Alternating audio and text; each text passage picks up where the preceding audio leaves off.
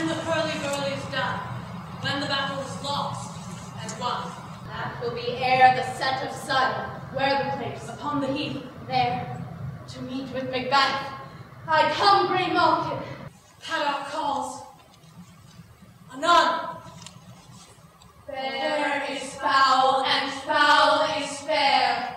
Hover through the fog and fill the air.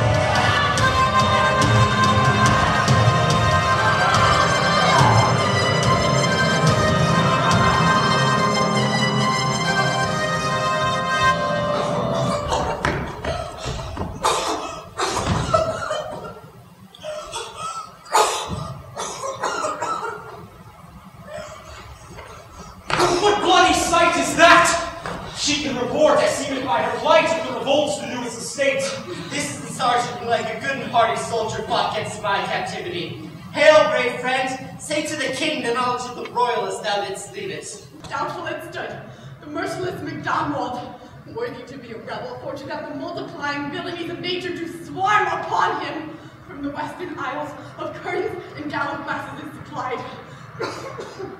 And fortune, on his damned quarrel smiling, showed like a rebel's whore.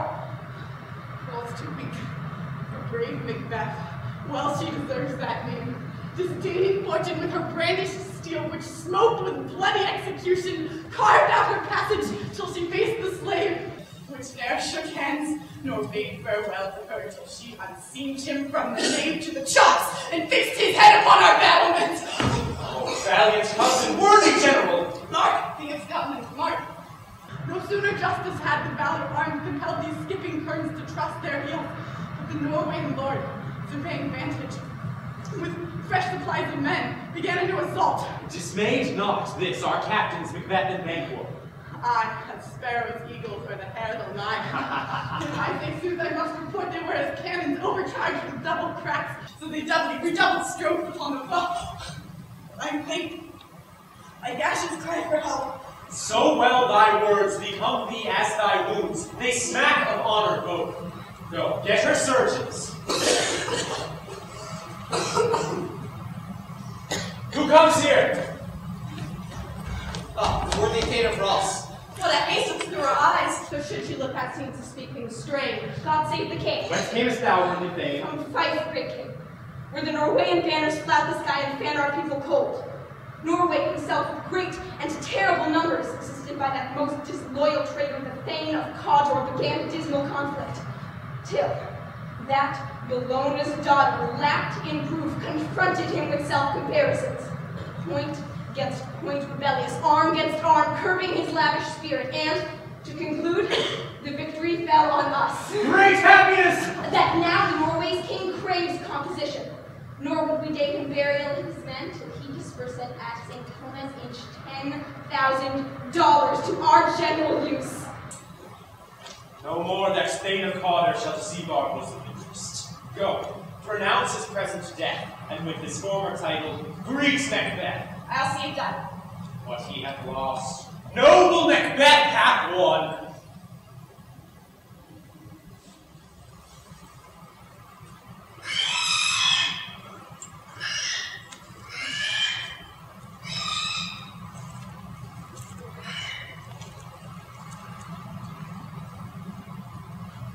Where hast thou been, sister? Killing swine. Sister, where art thou? A sailor's wife had chestnuts in her lap, and munched, and munched, and munched. Give me, quoth I, a right bewitched the rug-feather cried. Her husband's to Aleppo gone, master of the Tiger, but in a sieve I'll thither sail, and like a rat without a tail, I'll do, and I'll do. I'll give thee wind, thou kind, and I another, and I myself have all the other, and the very ports they know, all the quarters that they know in the shipman's carved. I will drain him dry as hay. Sleep shall neither night nor day hang upon his penthouse lid. He shall live a man forbid. Weary nights 9 times 9 shall he dwindle, peak and pine. Though his bark cannot be lost, yet it will be tempest-tossed. Look what I have. Show me, show me. Here I have a pilot's thumb, wrecked as homeward he did come. The drum, Macbeth doth come. The weird sisters, hand in hand, posters of the sea and land, thus to go about, thrice to thine and thrice to mine, and thrice again to make up 9. Peace, the charms wound up. So foul and fair a day I have not seen. How far is it called before us? What are these? So withered and so wild in their attire that look not like the inhabitants of the earth and yet are on it. Live you? Or are you aught that men may question? You seem to understand me by each at once her chappy finger laying upon her skinny lips. Speak, if you can. What are you? All hail Macbeth. Hail to thee, Thane of Glamis. All hail Macbeth. Hail to thee, Thane of Glamis. All hail Macbeth, thou shalt be queen hereafter. Madam, why do you start? Seem to fear things that do sound so fair. In the name of truth, are ye fantastical or that indeed which outwardly ye show? Like noble partner, you read with present grace and with great prediction of noble having and with royal hope. But she seems rapt with all. To me, you speak not. If you can, look into the seeds of time, and say which grain will grow and which will not. Speak then to me, who neither beg nor fear your favors nor your hate. Hail, hail, hail, lesser than Macbeth and greater. Not so happy, yet much happier. Thou shalt yet kings, though thou be none. So all hail Macbeth and Banquo. Banquo and Macbeth, all hail. Oh, stay! You imperfect speakers, tell me more. By Simon's death, I know I am Thane of Glamis, but how? Thane of Cawdor lives a prosperous gentleman. And to be queen stands not within the prospect of belief, no more than to be called. Say from whence you owe this strange intelligence, or why upon this blast to keep you stop our way with such prophetic greeting.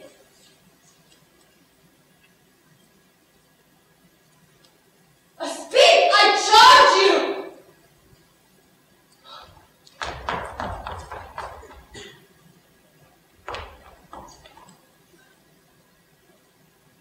The earth hath bubbles, as the water has, and these are of them. Whither are they vanished? Into the air.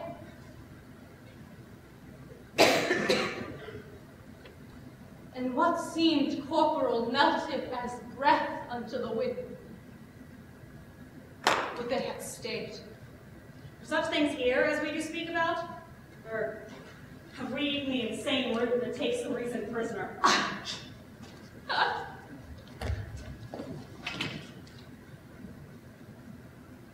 Your children shall be kings. You shall be queen. And Thane of Cawdor too.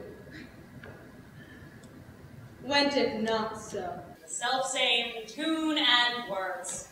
I The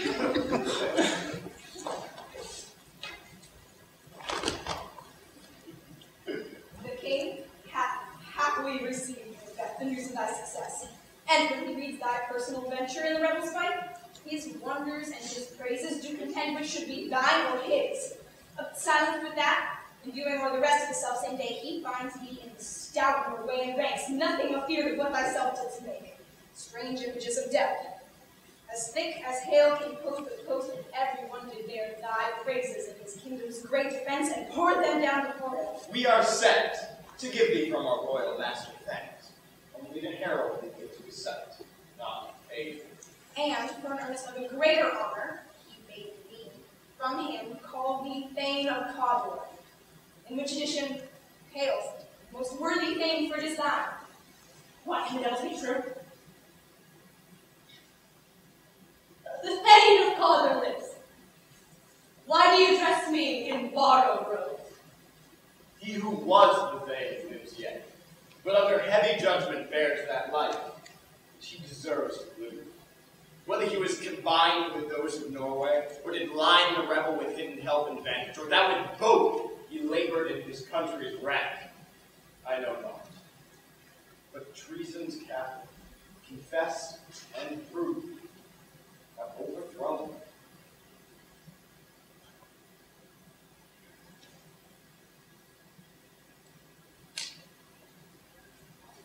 Glamis and Thane of Glamis. The greatest is behind. Thanks for your pains. Do you not hope your children shall be kings, when those that gave the Thane of Glamis to me promised no less to them? That trusted home might yet enkindle you unto the crown, besides the Thane of Glamis.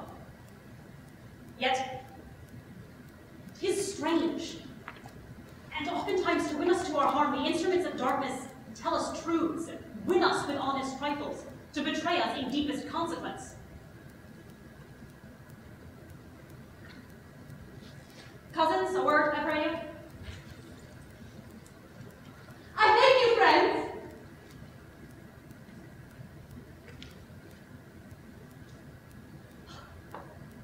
Cannot be ill.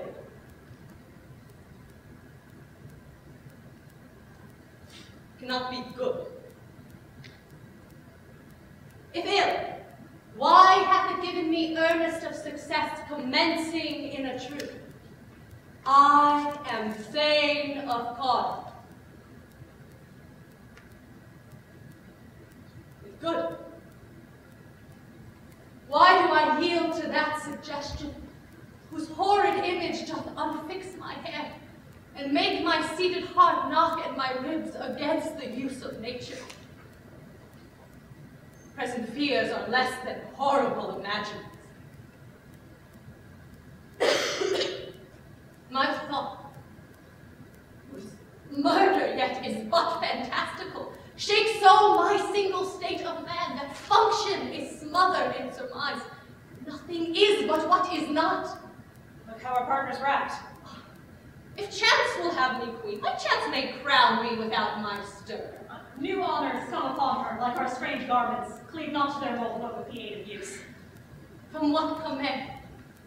Time and the hour runs through the roughest day. Worthy Macbeth, we stay upon your leisure.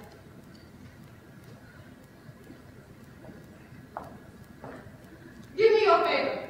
My dull brain was wrought with things forgotten. Kind friends, your pains are registered for every day I turn the leaf to read. Let us toward the king.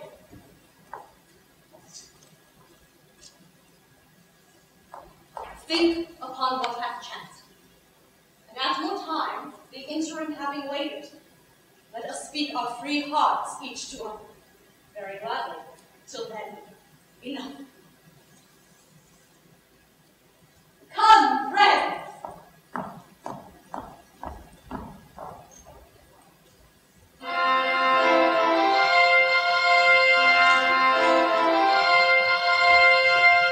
Is execution done on order?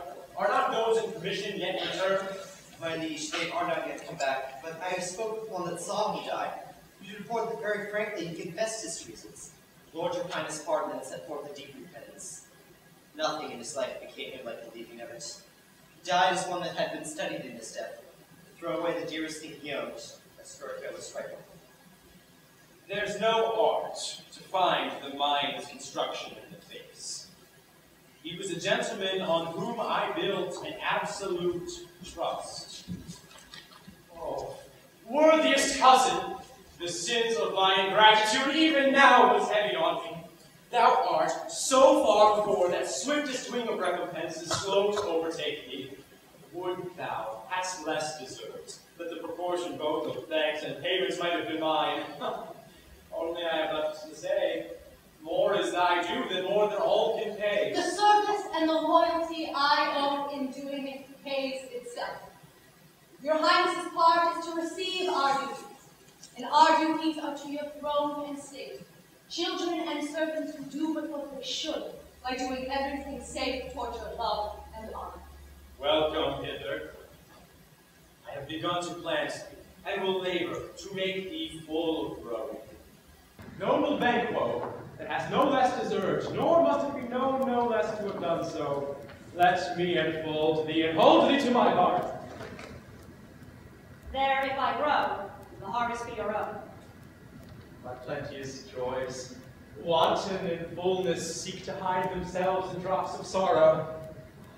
Sons, kinsmen, thanes, and you whose places are the nearest, know that we will establish our estate upon our eldest, Malcolm, whom we name hereafter the Prince of Cumberland, which honor must not unaccompanied invest him only, but signs of nobleness, like stars, shall shine on all deservers.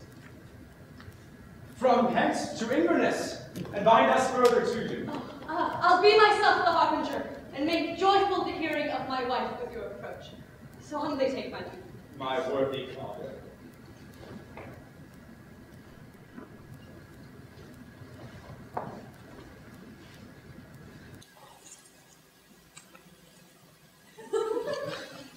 The Prince of Cumberland.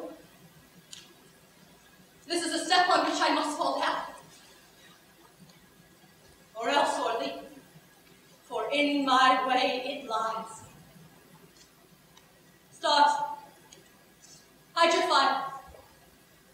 Let not light see my black and deep desires.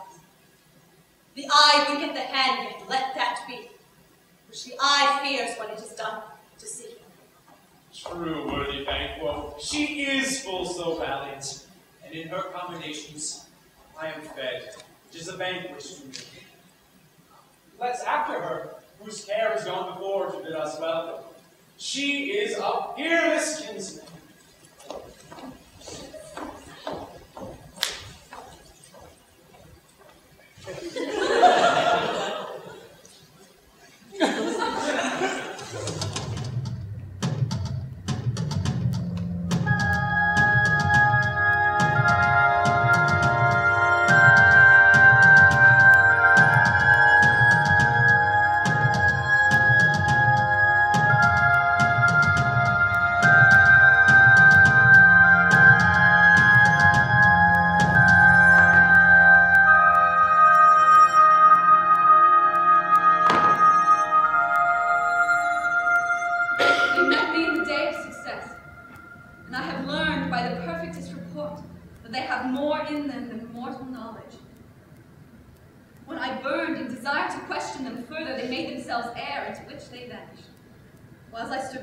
In the wonder of it came missives from the king, who all hailed me Thane of Glamis, by which title before these weird sisters saluted me and referred me to the coming on of time with hail, queen that shalt be.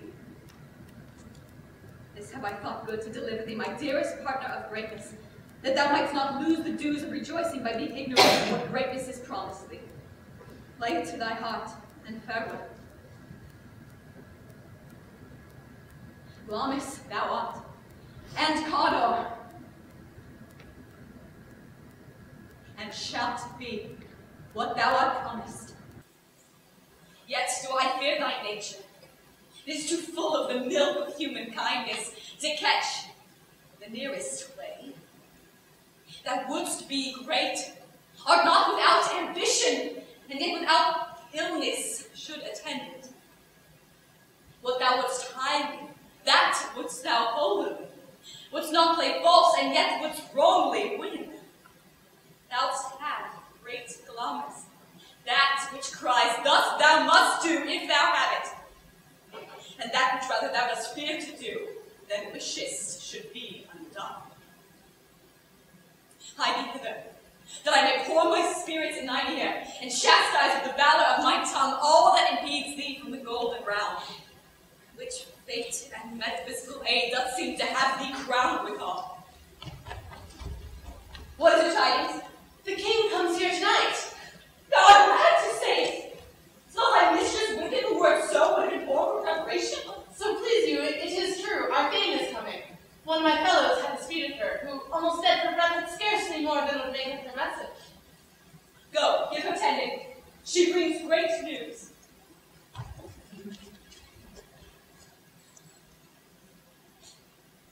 The raven himself is hoarse. The crows, the fatal entrance of Duncan under my battlements.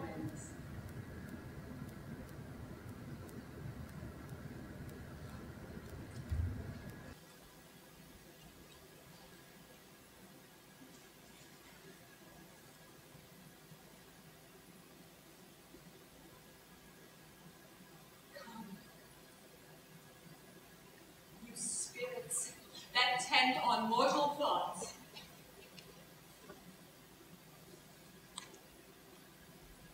Unsex me here, and fill me from the crown to the toe, top full of direst cruelty.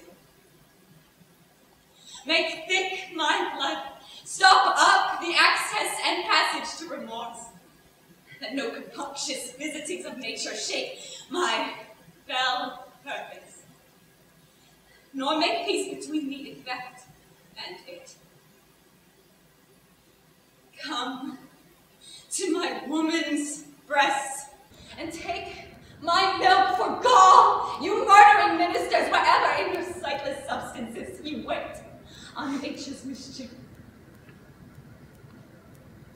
Come, thick night, and pall thee in the dunnest smoke of hell, that my keen knife see not the wound it makes, nor heaven peep through the blanket of the dark to cry, hold, hold!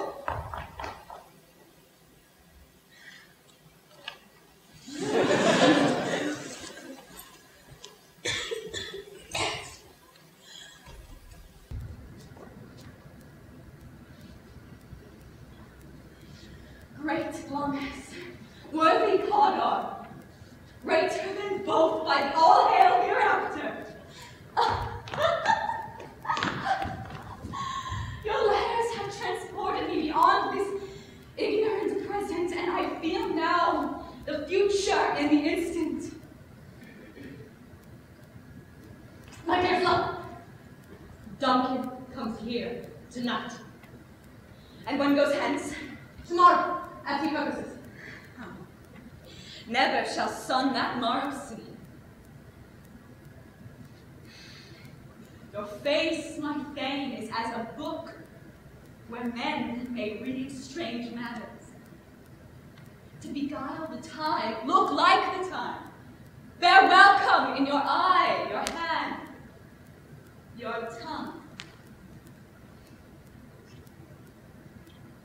Look like the innocent flower, but be the serpent under it.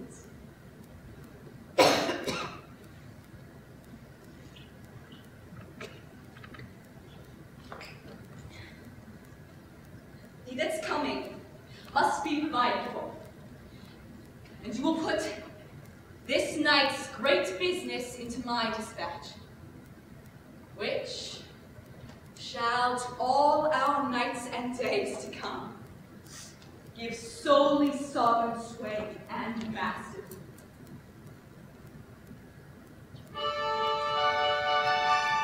We will speak further. only look up clear. To alter favor ever is to fear. Leave all the rest to me.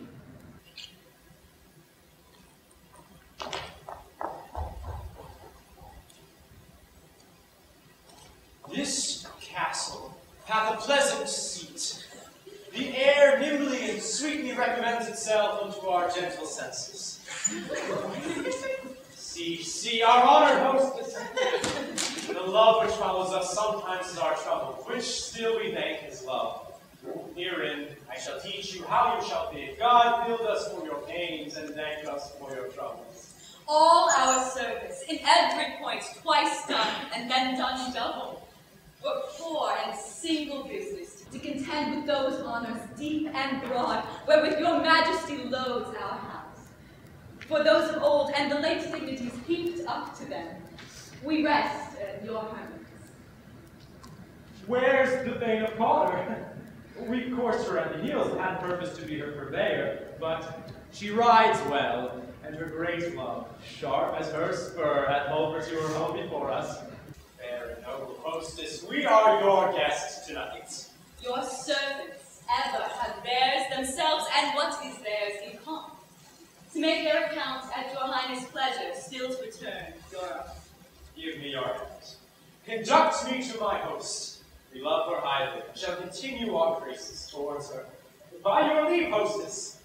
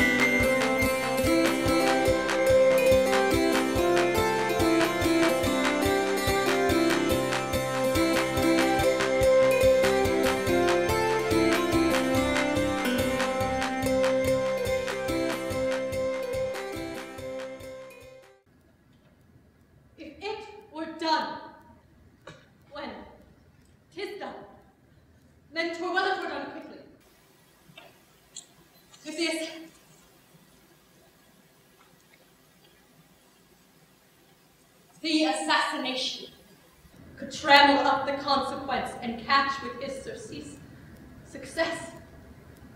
That but this blow might be the be-all and the end-all here. But here upon this bank and shoal of time, we jump the life to come.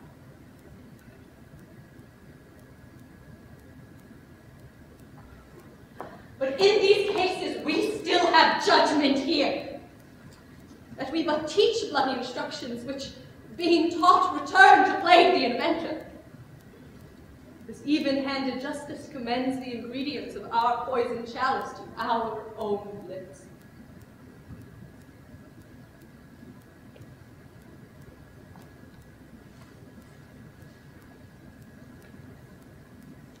He's here, in double trust.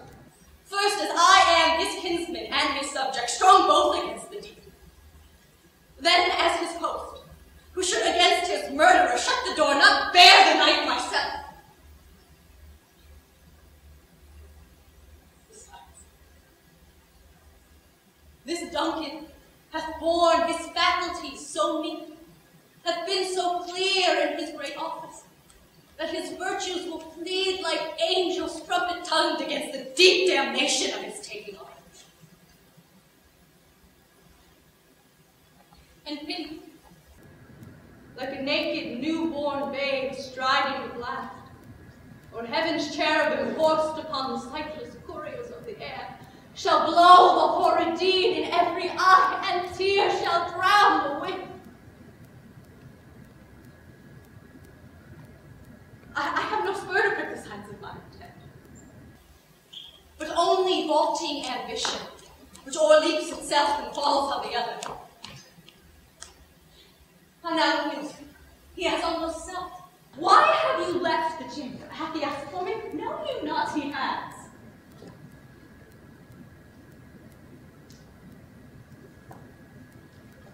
We will proceed no further in this business. He hath honored me of late, and I have bought golden opinions from all sorts of people, which should be worn now in their newest gloss, not cast aside so soon. Was the hope drunk wherein you dressed yourself?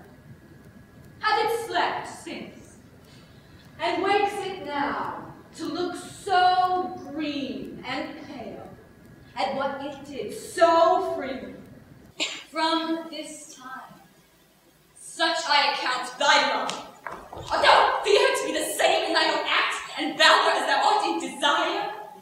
Wouldst thou have that which thou esteemest the ornament of life, and live a coward in thine own esteem? Letting I dare not wait upon I would, like the poor cat in the attic. Prithee, peace! I dare do all that may become a queen. Who dares do more is not. Oh, what beast was it then that made you break this enterprise to me? When you durst do it, then you were a queen. To be more than what you were, you would be so much more the queen.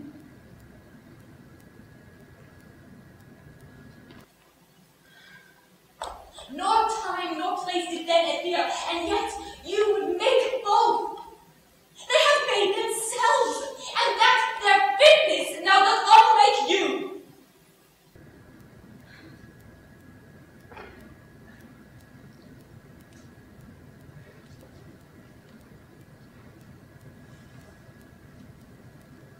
I have given some, and know how tender 'tis to love the babe that milks me.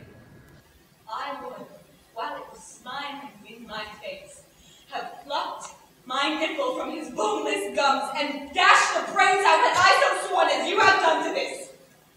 If we should fail, we fail. But screw your courage to the sticking place and will not fail.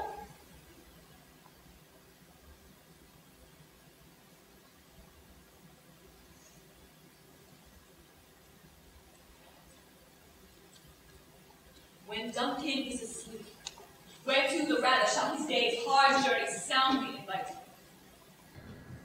His two chamberlains Till I, with wine and wassail, so convinced that memory, the border of the brain, shall be a few, and the receipt of reason a limbeck only.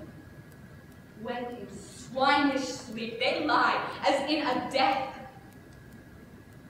What cannot you and I perform upon the unguarded Duncan? What not put upon his spongy officers, who shall bear the guilt of our great quell?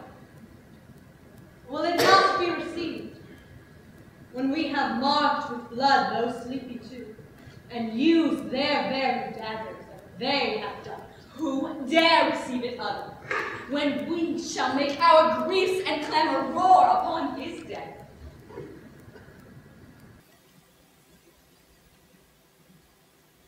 I am settled, and bend up each corporal agent to this terrible feat.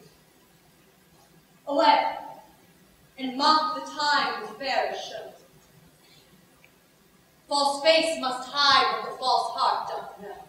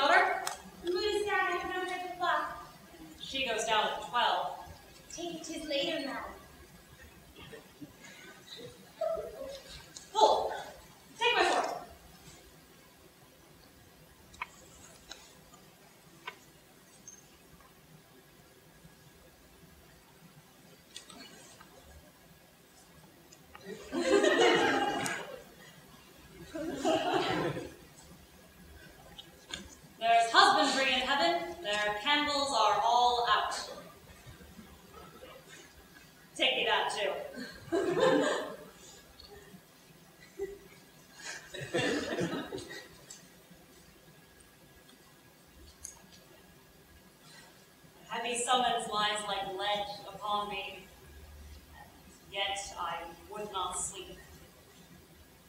Merciful powers restrain in me that cursed pulse that nature gives way to in repose. Give it over there, a friend!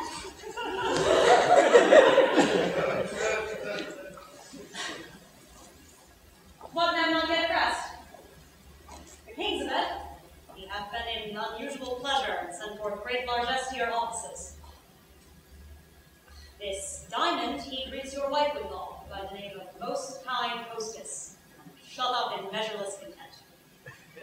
Being unprepared, our will became the servant to defect, which else should free have wrought. All's well.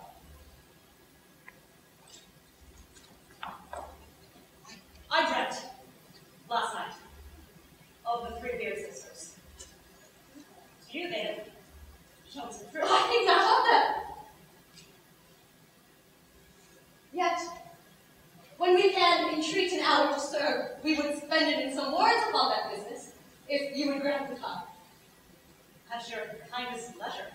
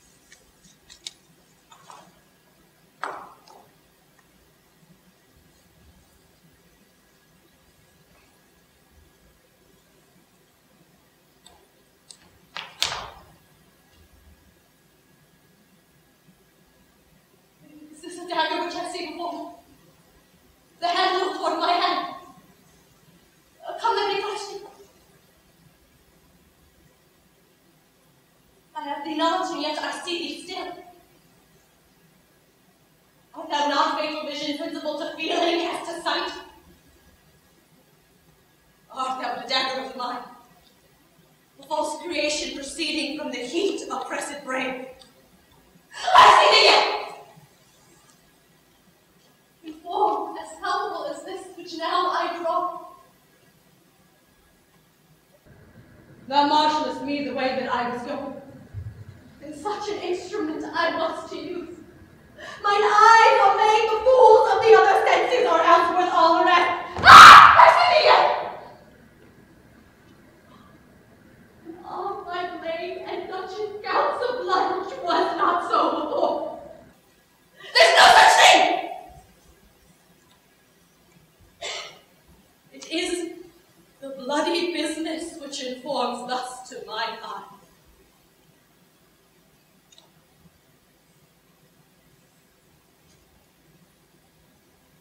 Now, for the one half-world nature seems dead, And wicked dreams abuse the curtain sleep. Witchcraft celebrates pale Hecate's offerings. and withered murder alarmed by his sentinel, the wolf, whose howls is his watch, thus with his stealthy pace. Tarquin's ravishing strides towards his design moves like a ghost.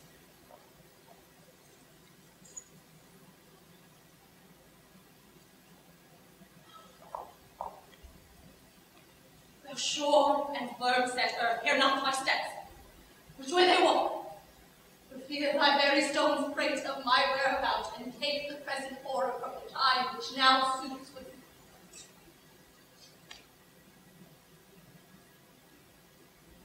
Whilst I threat, he lives.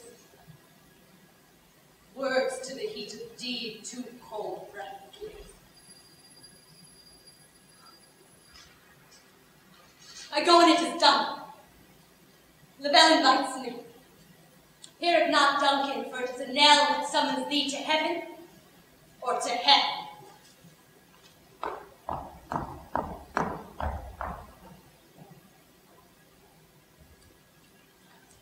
That which hath quenched them hath given me fire. Fire! Please. It was the owl that shoots. The fatal bound that gives the sternest good night. She's about. The doors are open, and the sleepy grooms do mock their charge of snores. I have drugged their causes, the depth and nature to contend about them whether they live or die. Who's there? Look! I'm afraid they have a wit that is not done. The attempt and not the deed confounds us. Blade the dagger's ready, she could not miss him. And he not resembled my father as he slept. I had done it. Wife! I have done the deed. Dost thou not hear a noise? I heard the owl scream and the crickets cry. Do not you speak. When? Now, as I descended high. Hark! Who lies in the second chamber? No.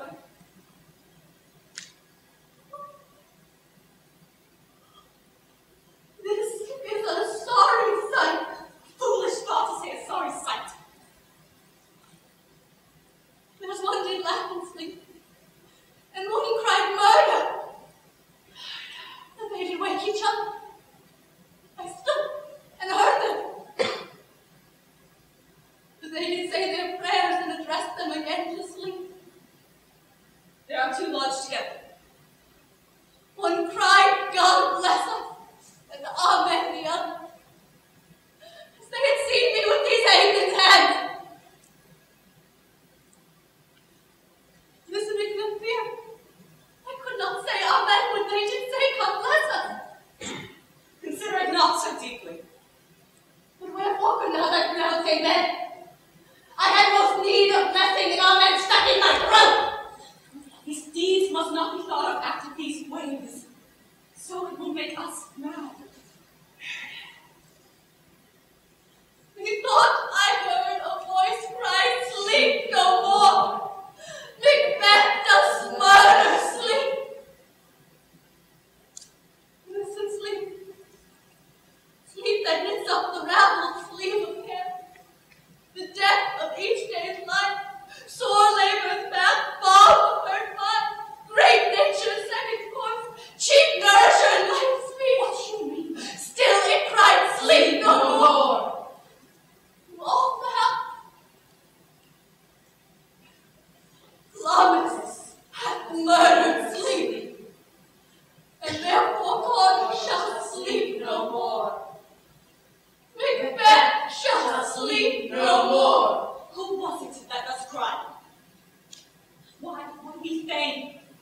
unbend in your noble strength, think so brain sickly of things. Go, get some water and wash this filthy witness for your hands. Why have you taken the daggers from the police? They must lie there. Go, carry them and smear the sleeping for the blood of the law. I am afraid to think what I have done. Look on it again, I dare not. Infirm of purpose! Give me the daggers. The sleeping and the dead are but as pictures. 'Tis the eye of childhood that fears a painted devil. If he do bleed, I'll gild the faces of the grooms with all, for it must seek their guilt. What's that knocking? What's looking? With every noise mocks me. What is it? Look at my life!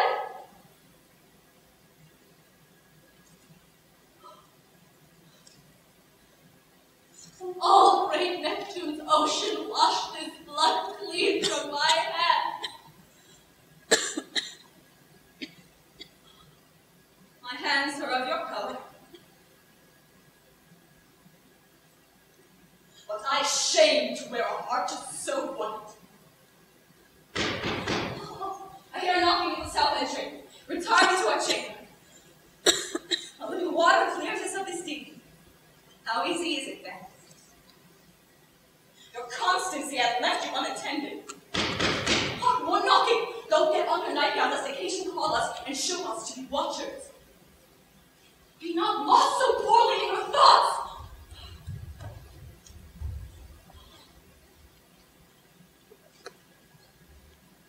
To know my deed twere best not know myself. What knocking with my knocking?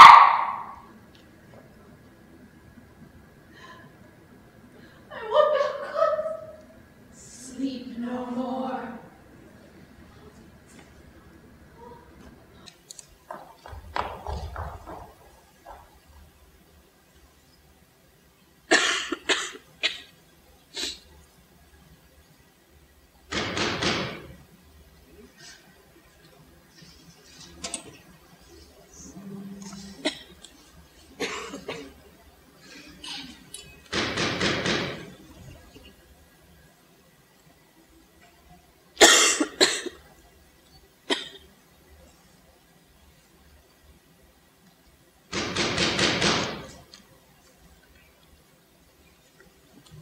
There's a knocking indeed. The man were porter of a hell gate. He should have old turning the key. Ah! Who's there in the name of Beelzebub? Here's a farmer who hanged himself on the expectation of plenty. Come in time. Have napkins enough for you. Here you go, sweat for it.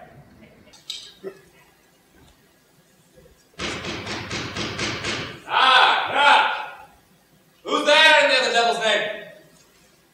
Faith. Here's an equivocator that can swear in either scale against the other scale. Committed treason enough, for God's sake, who cannot equivocate his way to heaven. Oh, come in, equivocator.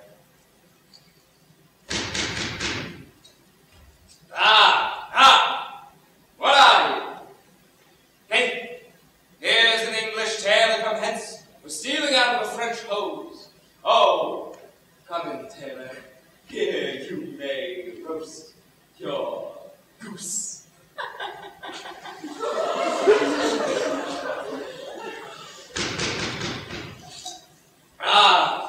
Never and quiet. Oh, but this place is too cold for hell. I'll devil portrait though. I thought to let in some of all professions that make primrose ways the everlasting bonfire. Anon! I pray you, remember the portal.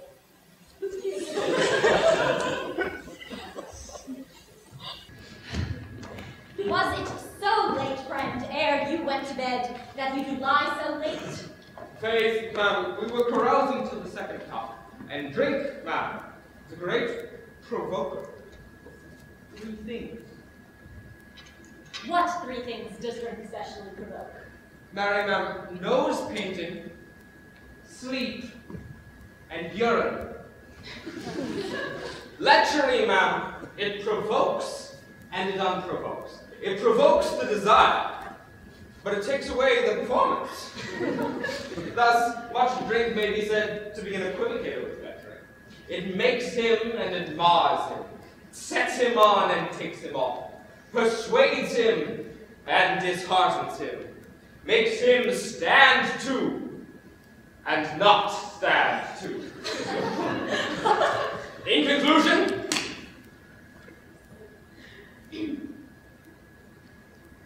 equivocates him in the sleep, and giving him the lie, pleases him. I believe drink gave thee the lie last night. That it did not. Got me in the very throat of it. But I requited him for his lie, and I think, though being too strong for him, though he did get my legs sometime, yet I made a shift to cast him. Is thy mistress stirring? Oh, our knocking has awaked her. Here she comes. Good morrow, noble madam. Good morrow, noble. Is the king stirring, worthy Thane? Not yet. He did appoint me to call timely on him. I have almost slipped the hour. I'll bring you to him. I know this is a joyful trouble to you, but yet it is one. The labor we delight in physics pay. This is the door. I'll make so bold as to enter, for it is my admitted service.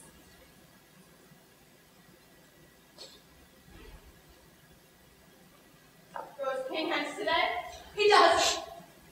He did appoint so. The night has been unruly. Where we lay our tunings were pulled down, and as they say, lamenting is heard in the air, strange screams of death. And prophesying in accents terrible, dire combustion and confused events, new hatched to the woeful time. The obscure bird clamored the livelong night. Some say the earth was feverish and did shake. 'Twas a rough night. I young remember it's not horror! Horror! Horror! Tongue nor heart cannot conceive nor name thee. What's the matter? Confusion now hath made his masterpiece. Most sacrilegious murder hath broke open the Lord's anointed temple and stole thence the life of the building. What is to say? The life? Mean you, His Majesty? Approach the chamber and destroy your sight with the new Gorgon. Do not bid me speak. See and then speak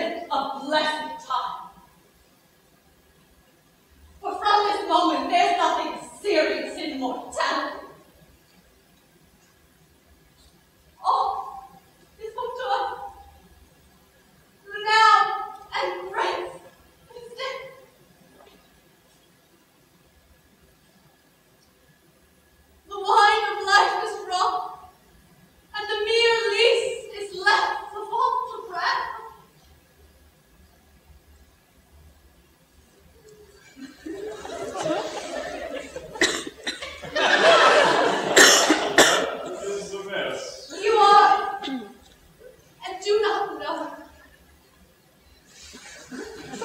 Spring, the fountain of your blood may stop. The very source of it will stop.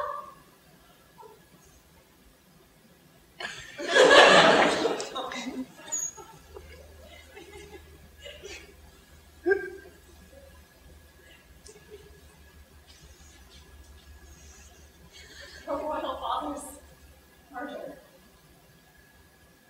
Oh.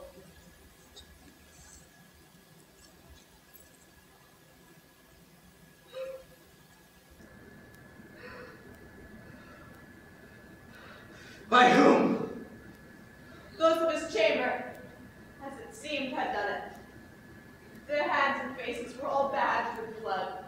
So were their daggers, which, unlike we found upon their pillows, they stared and seemed distracted. No man's life was to be trusted with them.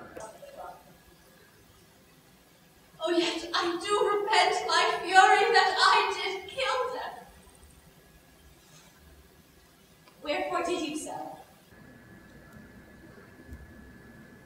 Who can be wise, amazed, temperate and furious, loyal and in chill alone? No. The expedition my violent love hath brought the pause of reason. Here lay Duncan, his silver skin laced with his golden blood, and his gashed stabs looked like a breach of nature for ruin's wasteful entrance.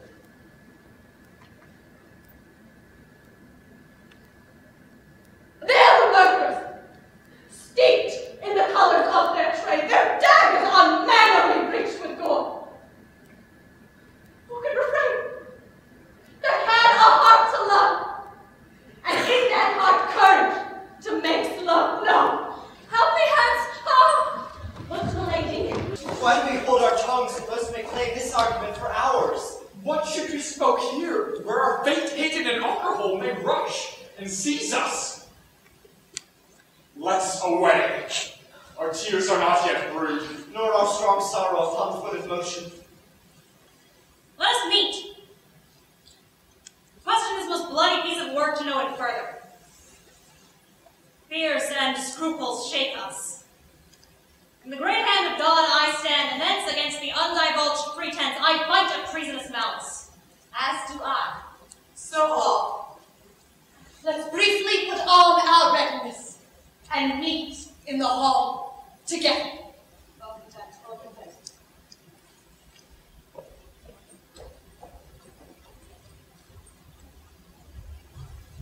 What will you do? Let's not consort with them. To show an unfelt sorrow is an office which the false man does easy. Out to England.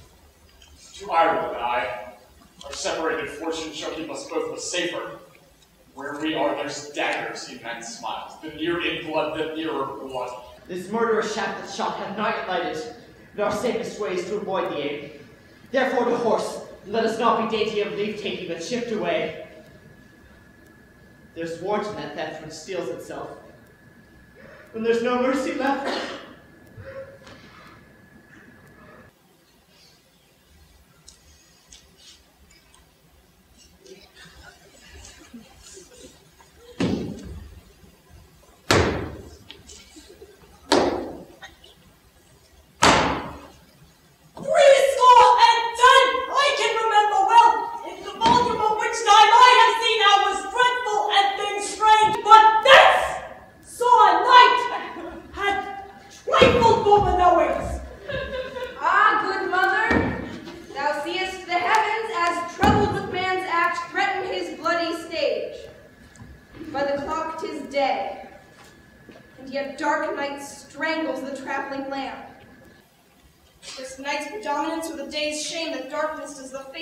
Tomb, when living light should kiss it. 'Tis unnatural! Even like the deed that's done! On Tuesday last, the falcon, towering in upright place, was by a mousing owl hawked at and killed! And Stockings' horses, a thing most strange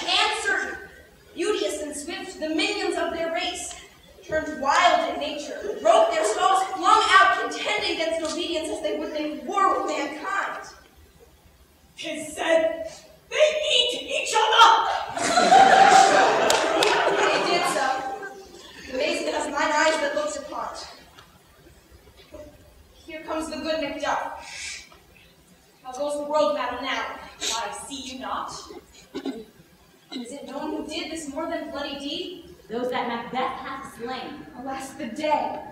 Malcolm and Donalbain, the king's two sons, are stolen away and fled, which puts upon them suspicion of the deed.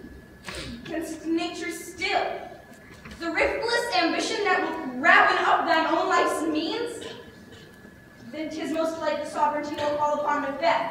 She is already named, gone to Scone to be invested. Where is Duncan's body? Carried to Colmkill, the sacred storehouse of his predecessors and guardian of their bones. Will you just go? No, cousin, I'll to fight. Well, I will thither. Well, may you see things done well there. Adieu, lest our old road sit easier than our new. Farewell, mother. God, let us go with you! With all of us make good of bad and friends of foes!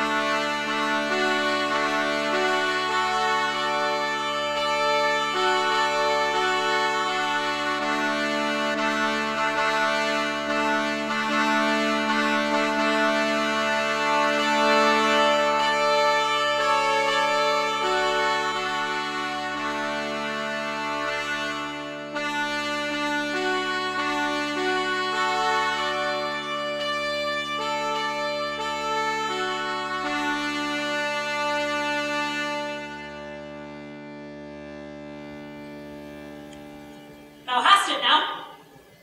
Queen, Contour, Glamis, all, as the weird women promised. And I fear them. Plagues most foully for it. Yet, it was said, it should not stand in thy posterity, but that myself should be the root and mother of many kings. If there come truth from them, it's upon thee, Macbeth, their speeches shine. Why then, by the verities on thee made good, may they not be my oracles as well, and set me up in hope?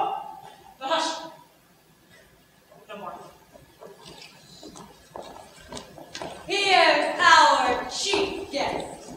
If she had been forgotten, it had been a gap in our great feast, and all thing unbecome. Tonight we hold a solemn supper, ma'am, and I'll request your presence. Let your highness command upon me, to the which my duties are with most indissoluble tie forever knit.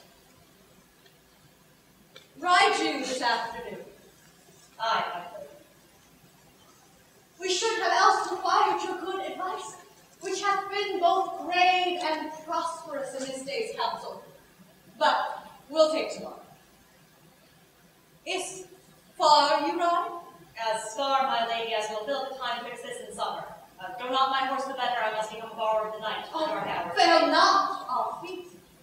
My lady, I will not.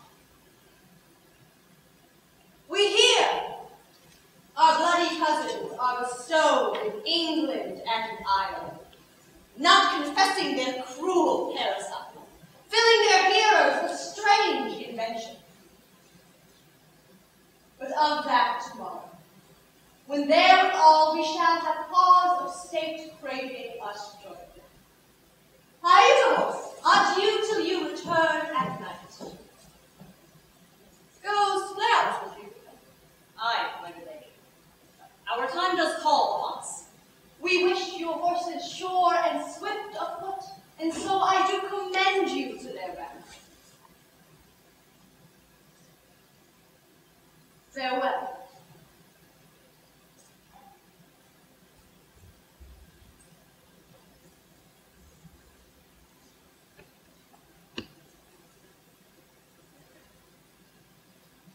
Let every man be master of his time till 7 at night, to make society the sweeter way.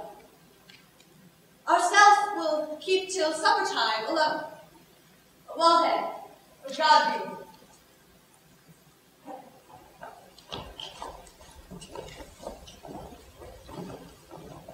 Sara, attend those men our pleasure. They are, my lady, about the palace gate.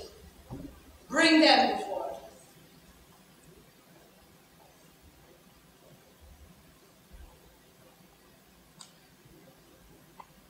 To be thus is nothing,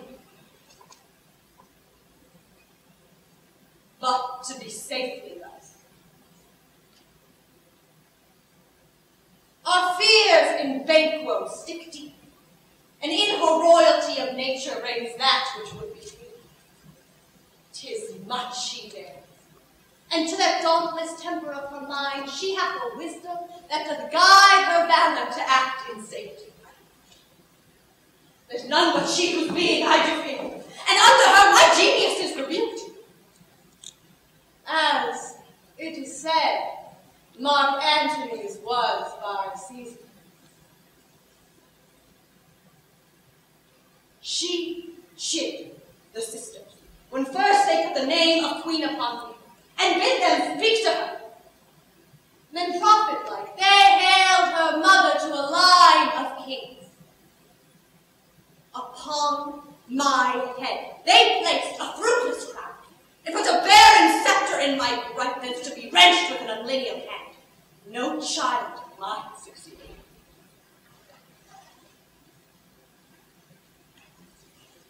If it be so, for Banquo's issue have I filed my mind. For them the gracious Duncan have I murdered, put rancors in the vessel of my peace only for them. And mine eternal jewel given to the common enemy of men, to make them kings, the seed of Banquo kings.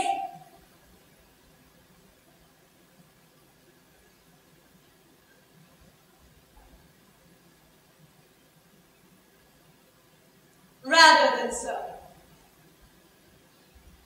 come fate into the list, and champion me to the uttermost. Who's there? Now go to the door and stay there till we call. Was it not yesterday we spoke together? It was, so please your highness. Well then, have you considered of my speeches?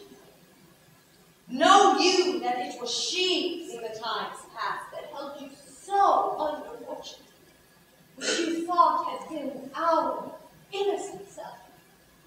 This I made good to you in our last conference, passed in probation with you, how you were born in hand, how crossed, the instruments, who wrought with them, and all things else which might to half a soul and to a notion pray say, thus did Banquo. You made it known to us. I did, and went further, which is now our point of second meeting. Do you find your patience so predominant in your nature that you can let this go? Are you so gospel to pray for this good woman, and for her issue, whose heavy hand hath bound you to the grave and beckoned yours forever? We are men, my liege. In the catalogue ye go for men, as hounds and greyhounds, mongrels, spaniels, curs, waterbucks, sloths, and direwolves are cleft, all by the name of dogs. Now, if you have a station in the fire, not in the worst rank of manhood, say it, and I will put that business to your bosom, whose execution takes your enemy off, grapples you to the love and heart of us, who wear which, in her death, were perfect. I am one, my liege, whom the vile blows and buffets of the world have so incensed, that I am reckless what I do to spite the world. And I another, so weary with disasters, tugged with fortune, that I would set my lie on any chance to mend it or be rid of. Know you both that Banquo was your enemy? True, my lady. So she might. And in such bloody distance that every minute of her being thrusts against my nearest of life. And though I could, with bare-faced power, sweep her from my sight and bid my will about her, yet I must not.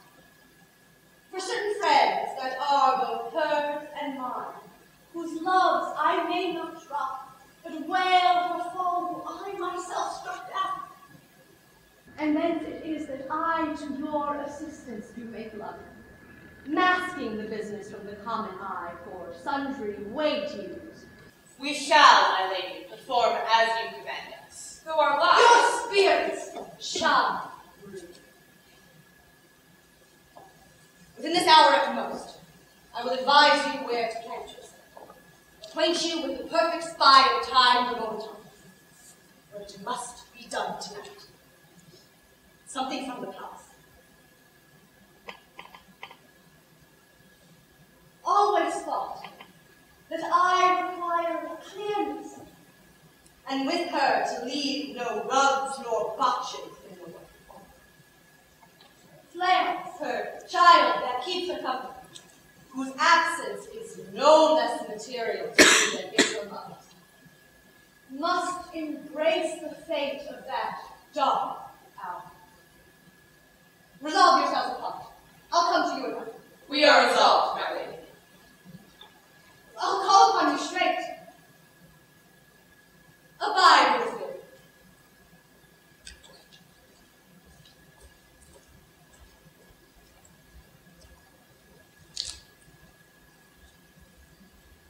It is concluded. Banquo, thy soul's flight, if it find heaven, must find it out tonight.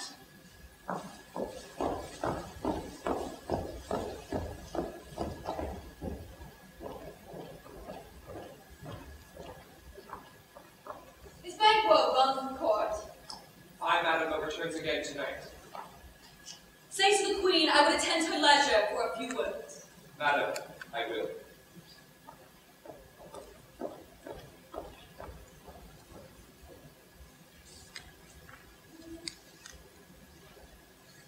Naught had, all's spent, where our desire is got without content.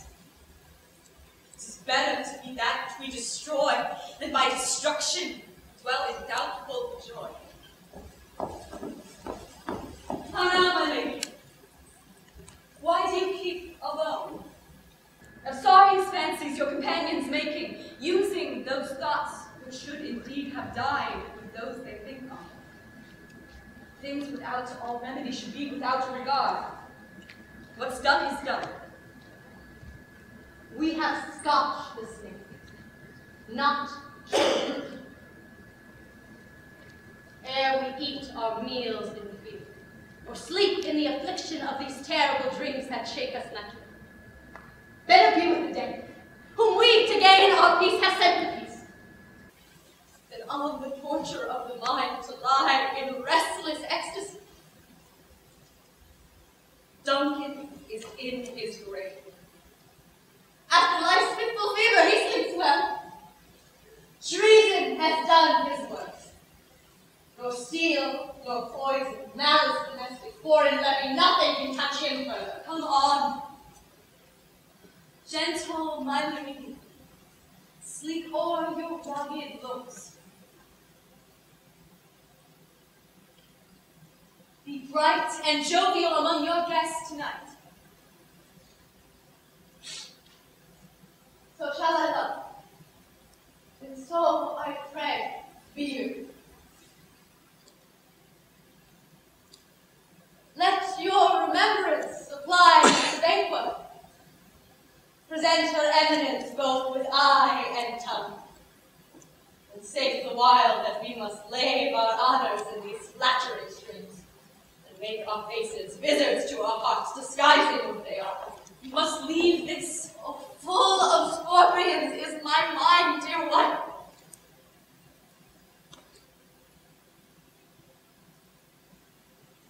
Thou knowest that fate woe and her fleance lives, but in them nature's copies not etern.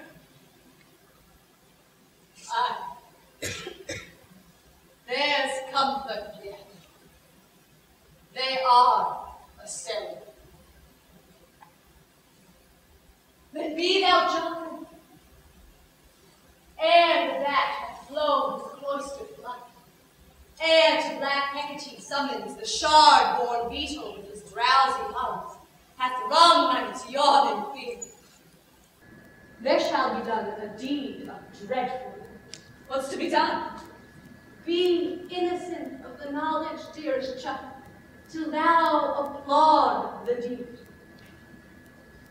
Come, sealing night, scarf up the tender eye of pitiful death, and with thy bloody and invisible hand, cancel and tear to pieces that great bond which keeps me pale. Thou marvelest at my words, but hold thee still. Things bad begun make strong themselves by ill. So pray, go with me.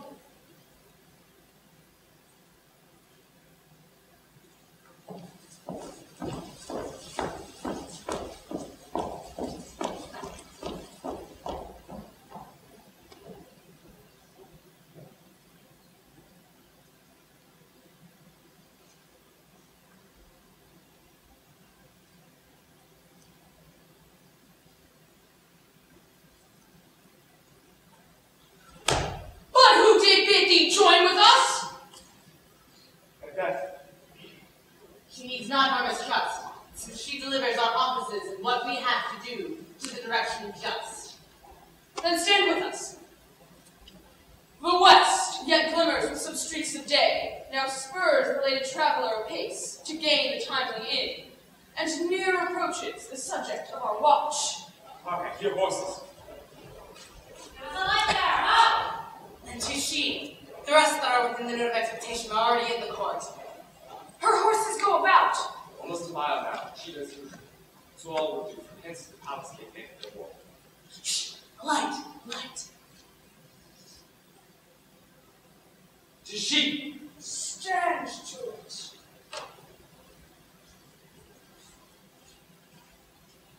It'll be raining tonight. Let it calm down!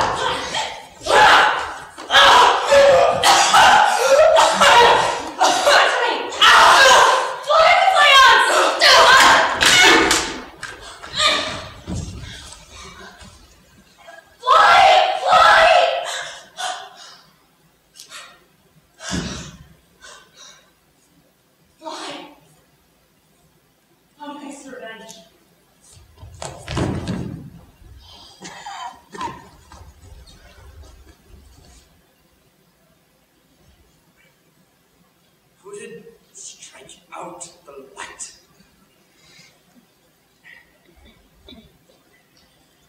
What's not the way? There's but one down. The child is fled. We have lost best half of our affair. Well, let's away and say how much is done.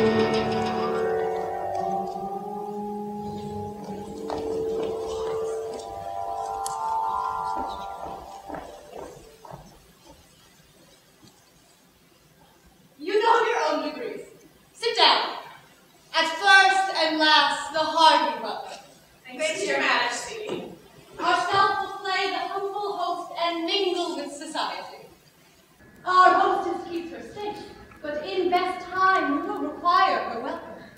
Pronounce it for me, to all our friends. From my heart speaks they are welcome. See, they encounter thee with their hearts bent. Both sides are even. Here, I'll sit in the middle. Be large in wealth. Anon, we'll drink the measure the table round. His blood meditates. 'Tis Banquo's then. Whether thee without me she forgets. Is she dispatched? I must. Her throat is cut. That I did for. Thou art the best of the emperors. Yet she's good that did the like of Leah. If thou didst it, thou art the non-foreign. Most royal madam, flaunces escape. Comes my fit again. I had else been perfect. Whole as the marble, founded as the rock, broad and general as the casing air. Now I am cabined, cribbed, confined, bound into saucy doubts and fears, but they were safe. Aye, my good lady. Safe in a ditch she bides, with 20 trenched gashes on her head, the least a death in nature. Thanks for that. There the grown serpent lies. The worm that's fled hath nature that in time will venom breed. No teeth for the present. Get thee gone. We'll hear ourselves again tomorrow. My royal lady, you do not give the cheer. The feast is sold, there's no often vouch while 'tis making, 'tis given with welcome. To feed were best at home. From thence the sauced meat is ceremony. Meeting were bare without sweet remembrance. Now, good digestion wait on appetite, and health on both. May it please your majesty, sit. Here had we now our country's honor roofed with a graced person of our Banquo present. Her absence may have laid blame upon her promise. Please, your highness, grace us with the royal bounty. Oh, the table's full. Here's the place to serve, ma'am. Where? Here, my lady.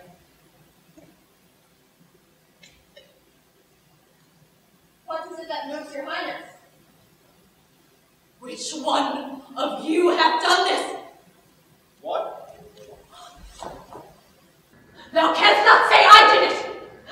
Never shake thy glory locks at me! Noble friends, rise. Her highness is not well. Sit, worthy friends. My lady is often thus, and hath been from her youth. Pray you keep seat.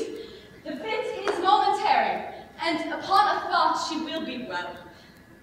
If much you note her, you shall offend her and extend her passion. Feed and regard her not. You, the queen, and the bold one that dare look on that which might have all the devil. Proper stuff. This is the very painting of your fear. This is the air-drawn dagger which you said led you to the donkey. Sheer itself, why do you make such faces? What else has done you look upon a stool? Release you there! Behold, look, lo! Nothing!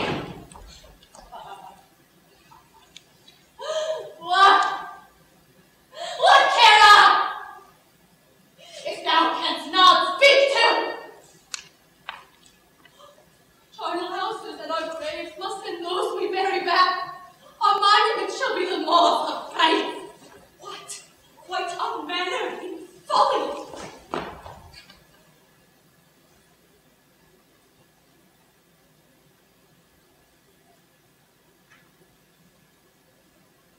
As I stand here, I saw her. Fie! For shame! Blood hath been shed ere now. In the olden time, ere the human statute merged the gentle with. Aye, and since 2 murders have been performed, too terrible for the ear. The times have been that when the brains were out, the man would die and there an end. But now they rise again, with 20 mortal murders on their crown and push us from our stool. The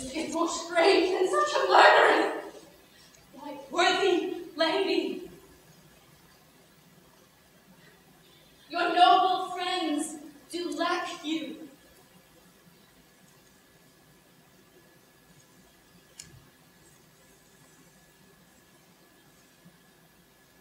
I did forget. Do not mock me, my most dear friend. I have a strange infirmity, which is nothing to those that know me. Come, love and health to all. Then I'll sit down. Give me some wine for the full. I drink to the general joy of the table, and to our dear friend Banquo, whom we miss. Would she were here. To all and her we thirst, and all to all. Our duties and pledge.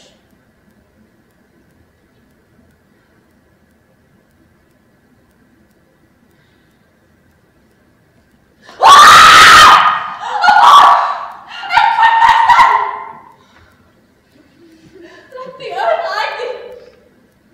Thy bones are marrowless, thy blood is cold. There is no speculation in those eyes which thou dost glare with.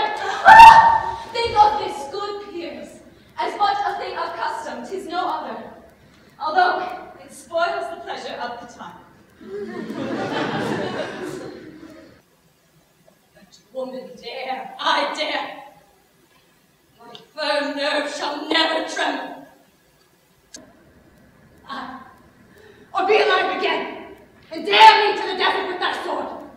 With trembling I inhabit, then protest me the baby of a girl. Hence, horrible shadow! Under a mockery head!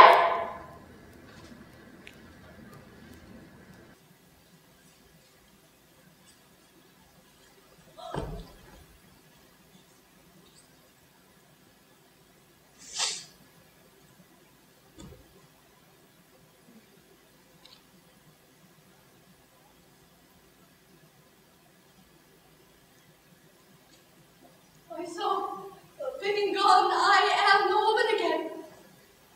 Afraid to sit still. You have displaced the mirth, broke the good meeting, with most admired disorder. Can such things be? And overcome us like a summer's cloud without our special wonder? You make me strange even to the disposition that I owe.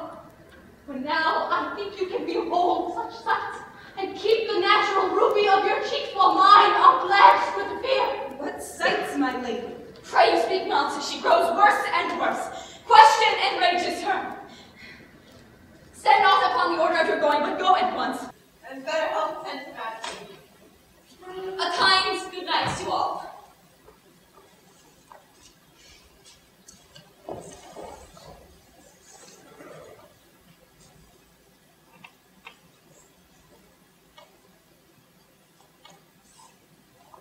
It will have blood. They say blood will have blood. Stones have been known to move and trees to speak. Augurs and understood relations have by magic eyes and shafts and brooks brought forth the secretest smell of blood.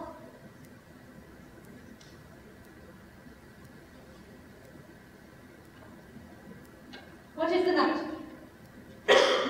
Almost at odds with morning. Which is which? Say you that Macbeth denies her person at our great bidding. Did you send to her, madam? I hear it by the way. But I will send. There's not a one of them, but in her house I keep a certain fee. I will tomorrow. And betimes I will to the weird sisters. More shall they speak. For now I am bent to know that worse means the worst. For mine own good, all causes shall give way.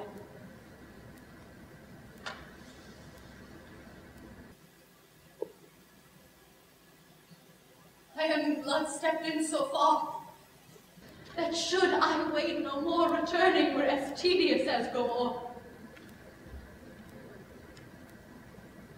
Strange things I have in head that will to hand, which must be acted ere they may be scanned. You lack the season of all natures. Sleep. Come. What to sleep? This strange and self-abuse is the initiate fear that wants hard use.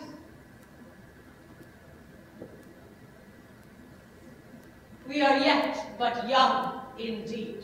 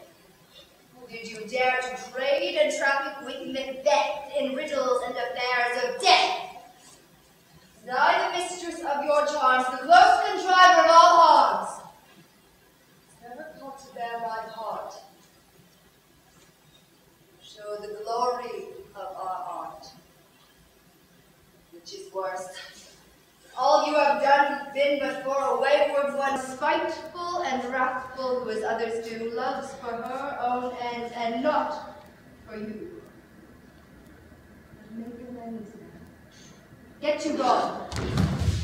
At the pit of Acheron, meet me in the morning. Thither she will come to know her destiny. Your vessels and yourselves provide your charms and everything beside. Come for the air. I'll spend unto a dismal and a fatal end. Your business must be wrought on you. On the corner of the moon there hangs a vaporous cup profound. I'll catch it, ere it come to ground. And that distilled by magic's light shall raise such artificial sprites, as by the strength of their illusion shall draw her on to her confusion. She shall spurn fate, scorn death, and bear her hopes of wisdom, grace, and fear. And you all know security is mortal's chiefest enemy. Hark, I'm come. The little spirit sea sits in a foggy cloud and stays for me.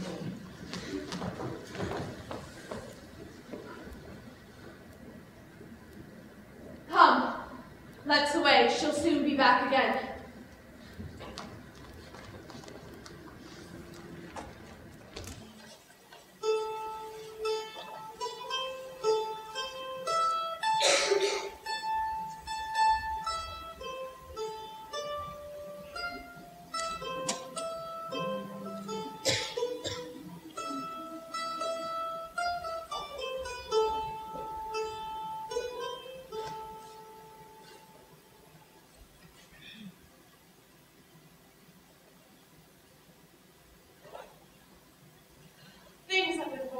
Strangely. The gracious Stockings was hidden by Macbeth. Mary, he was dead. And the right valiant Banquo walked too late, whom you may say these be Flayon's killed for Flayon's flag. Men must not walk too late. Who could not walk the thought how monstrous it was for Malcolm and for Dollabane to kill their gracious father? Damned in fact, how it did grieve Macbeth.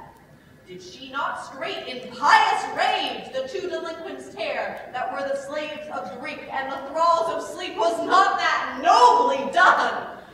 Aye, and wisely too. For 'twould have angered any heart alive to hear the men deny it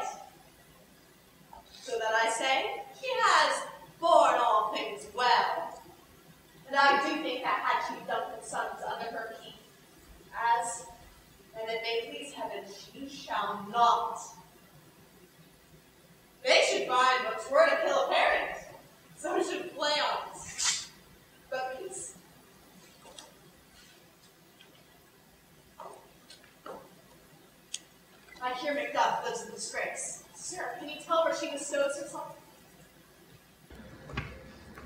The son of Duncan, from whom this tyrant holds the due of birth, lives in the English court.